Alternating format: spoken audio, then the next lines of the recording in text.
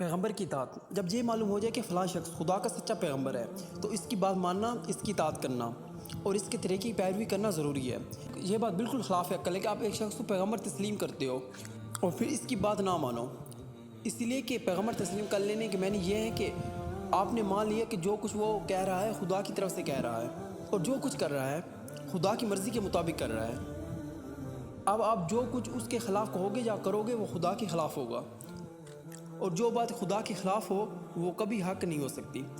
لہٰذا کسی کو پیغمبر تسلیم کر لینے سے یہ بات خود لازم ہو جاتی ہے کہ اس کی بات کو بے چون و چاں مان لیا جائے اور اس کے حکم کے آگے سر جھکا دیا جائے، خواہ اس کی حکمت اور فائدہ آپ کی سمجھ میں آئے یا نہ آئے۔ جو بات پیغمبر کی طرف سے ہے کا پیغمبر کی طرف سے ہونا ہی اس بات کی دلیل ہے کہ وہ سچی ہے اور تمام مصلحتیں اور حکمتیں اس میں موجود ہیں۔ اگر آپ کی سمجھ میں کسی بات کی مصلحت نہیں آتی تو اس کے معنی یہ نہیں ہے کہ اس بات میں کوئی خرابی ہے، بلکہ اس کے معنی یہ ہے کہ خود آپ کی سمجھ میں کوئی خرابی ہے۔ جو شخص کسی فن کا ماہر نہیں ہے، ظاہر ہے کہ وہ فن کے باریکی کو نہیں سمجھ سکتا، لیکن وہ کتنا بیوقوف ہوگا کہ اگر وہ ماہر فن کی بات کو محض اس وجہ سے نہ مانے کہ اس کی سمجھ میں وہ بات نہیں آتی۔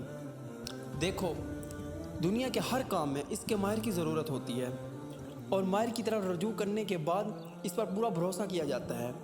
اس کے کام میں دخل نہیں دیا جاتا، کیونکہ سب لوگ سب کاموں کے ماہر نہیں ہو سکتے اور نہ دنیا بھر کی تمام چیزوں کو سمجھ سکتے ہیں۔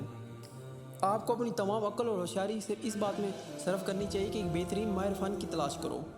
جب کسی کے متعلق آپ کو یقین ہو جائے کہ وہ بہترین ماہر فن ہے تو اس پر آپ کو کامل بھروسہ کرنا چاہیے، پھر اس کے کاموں میں دخل دینا اور ایک ایک بات کے متعلق یہ کہنا کہ پہلے ہمیں سمجھا دو ورنہ ہم نہ مانیں گے، عقل مندی نہیں بلکہ سراسر بیوقوفی ہے۔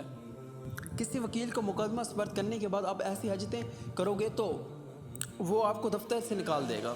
کسی ڈاکٹر سے آپ اس کی ایک ایک ہدایت پر دلیل پوچھو گے تو وہ آپ کا علاج کرنا چھوڑ دے گا۔ ایسے ہی معاملہ مذہب کا بھی ہے۔ آپ کو خدا کے علم حاصل کرنے کی ضرورت ہے۔ آپ یہ جاننا چاہتے ہو کہ خدا کی مرضی کے مطابق زندگی بسر کرنے کا طریقہ کیا ہے۔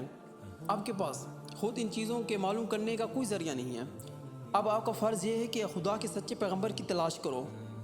اس تلاش میں آپ کو نہایت ہوشیاری اور سمجھ بوجھ سے کام لینا چاہیے، کیونکہ اگر کسی غلط آدمی کو اپنے پیغمبر سمجھ لیا تو وہ آپ کو غلط راستے پر لگا دے گا۔ مگر جب آپ خوب جانچ پڑتال کرنے کے بعد یہ یقین ہو جائے کہ فلاں شخص خدا کا سچا پیغمبر ہے تو اس پر آپ کو مکمل اعتماد کرنا چاہیے اور اس کے ہر حکم کی اطاعت کرنی چاہیے۔